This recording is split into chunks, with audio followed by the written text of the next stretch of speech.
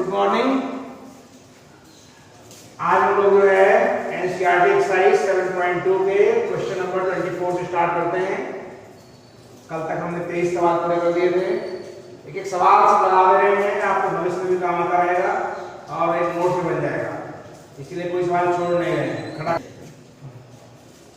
कोई सवाल हम छोड़ नहीं रहे हैं, इसलिए आपके पास नोट्स बन जाएंगे और आप इसको 1 by 1 घर पे प्रैक्टिस कर लीजिएगा।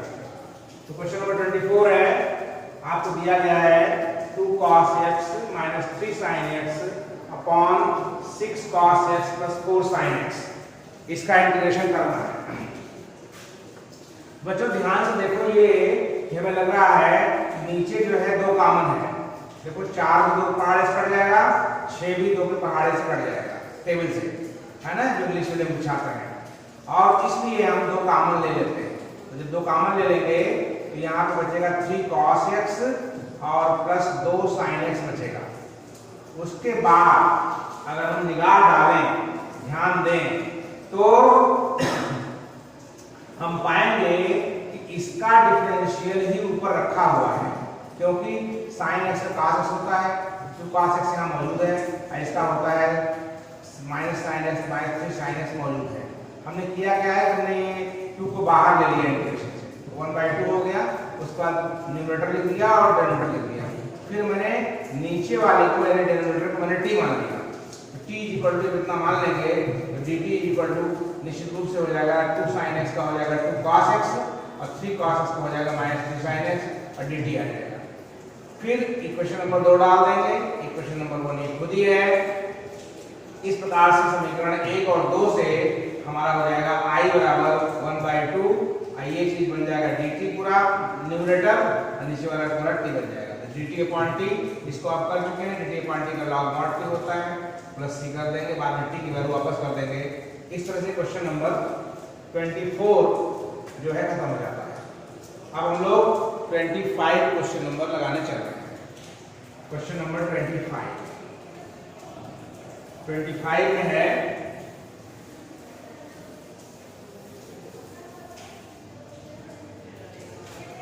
Question number 25। आपका इंटीग्रेशन है 1 अपॉन cos स्क्वायर x है और यहाँ लिखा है 1 माइनस tan x। ये आपको सॉल्व करना है।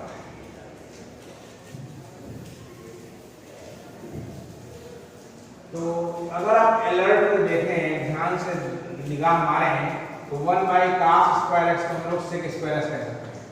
तो इसको हम कह सकते हैं i इक्वल टू इंटीग्रेशन, ये हो जाएगा sec स्क्वायर x dx और नीचे वाली चीज जो है 1 माइनस tan x हो जाएगा।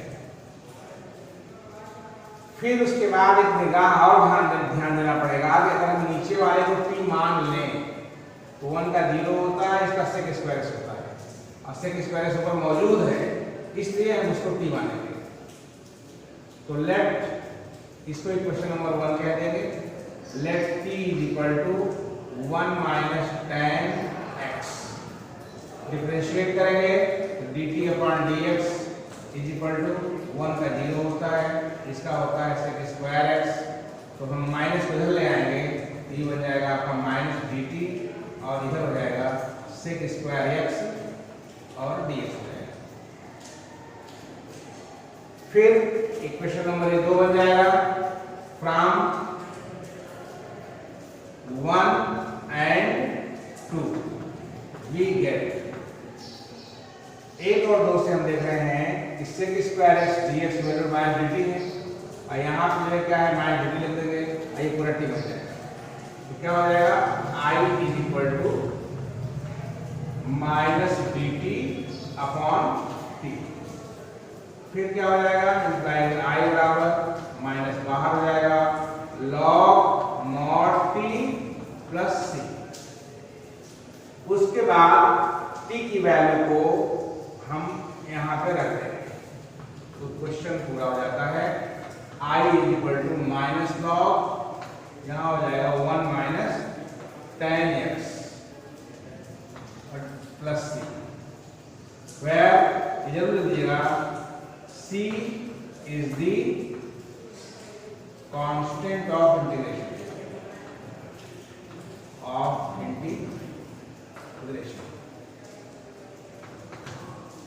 इस तरह से ये क्वेश्चन नंबर 25 आपका पूरा हो जाता है। एक नजर फिर डालना है। लेट आई बराबर कितना मान लिया 1 by cos square cosec square से दिया dx अपने स्थान पे पड़ा हुआ है, नीचे 1 माइनस tan x है। इक्वेशन नंबर 1 डाल दिया। उसके बाद इसको मैंने t को माना 1 माइनस tan x, तो dt upon dx equal to 1 के स्थान पे 0 बैठाओगे। tan x का डिफरेंशियल sec स्क्वायर x होता है। फिर मैंने इस माइनस को इधर ले आए dt के पास, तो माइनस dt हो गया और dx को उधर ले गए तो sec स्क्वायर dx हो गया। अब मेरा समीकरण नंबर 2 बन तैयार हो गया। फ्रॉम 1 एंड 2 जब हम लगाएंगे तो जहां sec स्क्वायर dx है वहां क्या लिख देंगे माइनस dt लिख देंगे और नीचे वाले के स्थान पर t लिख देंगे। सवाल हो जाएगा माइनस dt अपॉन t, और dt अपॉन t का पढ़ेंगे और log mod t होता है, माइनस बाहर कर देंगे प्लस c। बाद में t की वैल्यू जो हम माने हुए हैं 1 माइनस tan x को बैठा दिया प्लस c कर देंगे और लिख देंगे where c is the constant of integration। इस तरह से क्वेश्चन नंबर 25 आपका कंप्लीट हो जाता है। अब हम लोग क्वेश्चन नंबर 26 की ओर चलेंगे। क्वेश्चन नंबर 26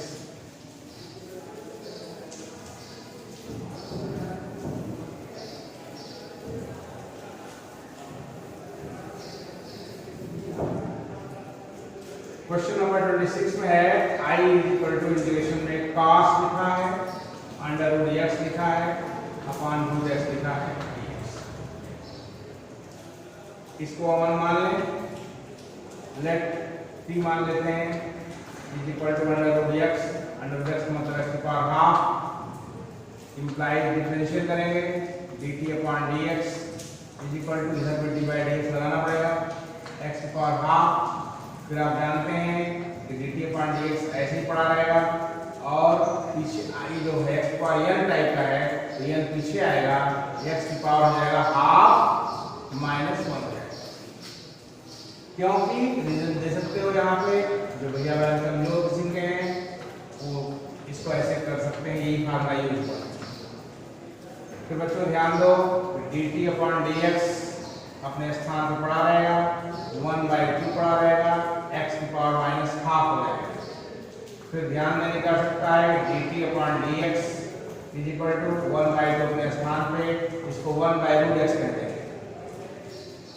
फिर क्रॉस मल्टीप्लाई कर देंगे तो हमारा हो जाएगा 2√x dx बराबर dt हो जाएगा।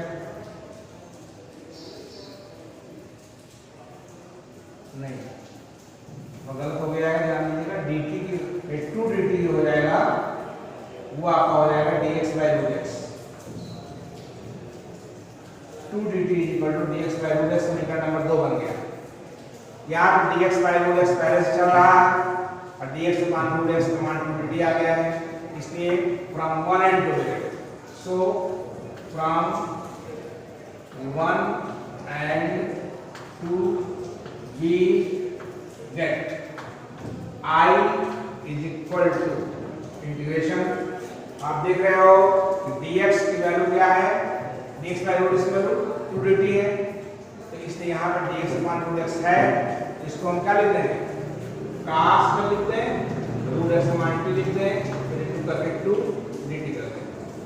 फिर 2 बाहर ले लेंगे और cos t क्या हो जाएगा sin t होता है प्लस c लिख देंगे where c is the constant of integration। फिर बाद में 2 sin t की वैल्यू रूट x करके प्लस c कर देंगे, ये आपका आंसर हो जाएगा।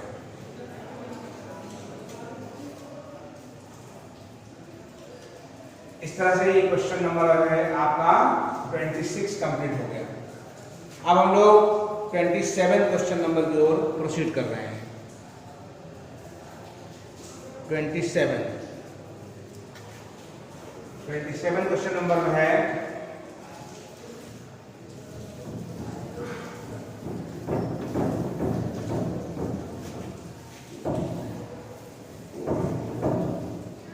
क्वेश्चन है अंडर रूट में साइन 2x और अंडर रूट से बाहर लिखा हुआ है cos 2x dx। तो जिसको डिफरेंशियल के फार्मूले पता है आदमी या वो स्टूडेंट आसानी से गेस कर सकता है कि किसको t मानना है। जैसे आपको पता है कि sin x का डिफरेंशियल क्या होता है, cos x होता है, इसलिए ऐसा लग रहा है कि sin 2x को t मान लें तो इसका डिफरेंशियल यहाँ e जरूर आ जाएगा। इसीलिए हम जो है sin 2x को t मानना चाहते हैं। तो मान लेते हैं इसको समीकरण नंबर 1 डाल देंगे और लिख देंगे let t equal to under root, नहीं मानेंगे तो साइन के सादा बनाएंगे साइन के उसको। तो इसके बाद dt अपॉन dx की वैल्यू क्या हो जाएगी, साइन के उसका हो जाएगा cos 2x और चेन रूल से d by dx of 2x extra आ जाएगा। जरूर लिख दीजिएगा यहाँ पे भाई चेन रूल CR, श्रृंखला नियम chain rule implies dt upon dx is equal to cos 2x तो रहेगा ही और 2x का होता है 2, तो यहाँ नहीं लिखेंगे बल्कि यहाँ लिखेंगे 2x का 2 हो जाएगा, यहाँ नहीं लिखेंगे, नहीं तो देखने में बड़ा अच्छा नहीं लगेगा, दूर लिखना पड़ेगा। इस कारण इस दो को इसका डिफरेंशियल यहाँ बैक कर दिया। उसके बाद हम इस 2 को इधर ले आते हैं dt के पास, तो dt अपॉन 2 हो जाएगा cos 2x dx। इसको क्वेश्चन नंबर 2 मान लें। फिर हम महसूस कर रहे हैं कि cos 2x dx यहाँ मौजूद है और उसका वैल्यू मैंने निकाल लिया है dt अपॉन 2, तो लिख देंगे therefore from 1 and 2 we get I is equal to integration जो अंडर रूट साइन x है उसको तो अंडर रूट लिख देंगे, इसको t माने हुए हैं। उसके पश्चात जो cos 2x dx है उसको हम लिख देंगे dt बाई 2 लिख देंगे। फिर उसके बाद इंप्लाइज करके I is equal to constant बाहर कर देंगे आपको, और उसके बाद अंडर रूट जो t है उसको पावर में कन्वर्ट कर देंगे, t की पावर हाफ dt लिख देंगे। अब आप महसूस कर रहे हैं ये x की पावर n टाइप का है, इसलिए इसमें हम फार्मूला लगा देंगे x की power n plus 1 upon n plus 1 लगा देंगे। तो लगाते समय बराबर नीचे ही बराबर लिखेंगे, ध्यान दीजिएगा हाफ अपने स्थान पे, t की पावर क्या हो जाएगा half plus 1 upon half plus 1 और प्लस c लिख देंगे, ये जरूर लिख देंगे where c is the constant of integration. ये हर जगह लिखा जाएगा, शॉर्ट में इसको लिख दे रहे हैं, 2 बार लिख चुके हैं आपके पास। फिर बराबर के नीचे ही बराबर लिखेंगे, हाफ लगाए रखेंगे, t की पावर क्या लिखेंगे 3/2 और अपॉन 3/2 प्लस c। तो आप जानते हैं कि 1/2 नीचे वाली फ्रैक्शन जो भिन्न है पलट जाएगी, 2/3 बन जाएगी और t की वैल्यू वापस कर देंगे। t का मान आप देख रहे हो sin 2x है, तो हम लिखना चाहते हैं यहाँ पे sin 2x raise to the power 3/2 plus c, ये दो कैंसिल हो जाएगा। तो बस यही उत्तर भी हो गया बच्चों, आंसर आ गया। क्वेश्चन नंबर 27 पूरा हो गया, 27 क्वेश्चन। अब हम लोग क्वेश्चन नंबर 28 की ओर बढ़ रहे हैं। क्वेश्चन नंबर 28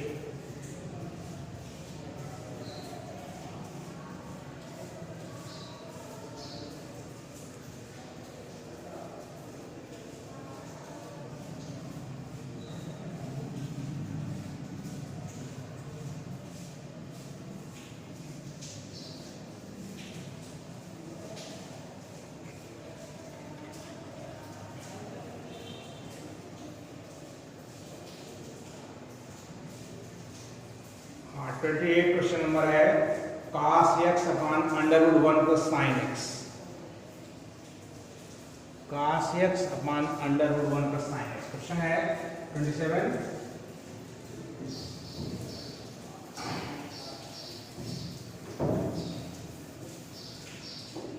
आपका क्वेश्चन है इंटीग्रेशन ऑफ cos x अपॉन under root 1 plus sin x ये है। तो जब भी सवाल इंटीग्रेशन का लगाना हो आप तुरंत ध्यान दें पहले इसका डिफरेंशियल कौन है। जैसे cos x का डिफरेंशियल माइनस साइन x होता है, माइनस साइन x यहाँ कहीं मौजूद नहीं है, इसलिए इसको t नहीं मानेंगे। हम इसको जब t मान लेंगे तो 1 का 0 हो जाएगा, साइन x cos x हो जाएगा, यानी इसको t मानने से इसका डिफरेंशियल ये मौजूद है, इस कारण नीचे वाले को भी t माना जाएगा। तो आप लिख देंगे let t is equal to 1 plus sin x implies dt upon dx is equal to 0 plus cos x implies dt is equal to हो जाएगा cos x dx। Equation number 2 हो गया, ये 1 बन चुका है पहले से ही। क्वेश्चन नंबर 28 चल रहा है। From 1 and 2 we get I is equal to, आप लिखेंगे integration dt upon under root t। तो बात इसको ऐसे भी कह सकते हो t की पावर माइनस हाफ dt। फिर आप देख रहे हो कि ये फार्मूला जो है x की पावर n टाइप का है, इसलिए आप यहां लगा लीजिए इसको। इंप्लाइज I बराबर हो जाएगा, इंप्लाइज I बराबर t की power minus half plus 1 upon minus half plus 1 plus c। फिर आप जानते हैं कि I बराबर 1 में से हाफ हटाएंगे, आएगा t की power half upon half plus c। फिर नीचे वाली फ्रैक्शन पलट जाएगी, इंप्लाइज I बराबर ये 2 हो जाएगा under root t plus c, और पर t की वैल्यू जो है आप जो माने हुए उसको वापस कर दोगे। इंप्लाइज I बराबर हो जाएगा 2 under root 1 plus sine x plus c। इस तरह से ये क्वेश्चन नंबर आपका पूरा हो जाता है 28। रोक दें, अब इस वीडियो में इतना ही रखते हैं। अब नेक्स्ट क्वेश्चन जो है अगले वीडियोज में हम लोग करेंगे 29 क्वेश्चन नंबर से। Thank you very much.